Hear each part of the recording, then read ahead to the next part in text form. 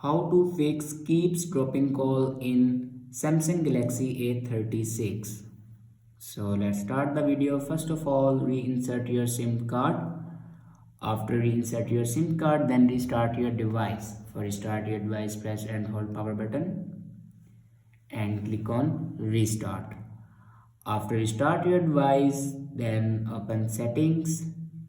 In settings, scroll down and click on software update, and here you can check your latest version will be updated or not. If it doesn't update to latest version, then update it to latest version.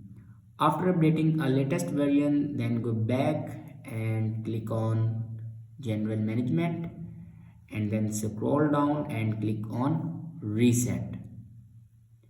Now here you can see the option reset mobile network settings. Now click on it and then click on reset settings. After reset the network settings, your problem will be fixed. I hope this video is helpful for you. Thanks for watching.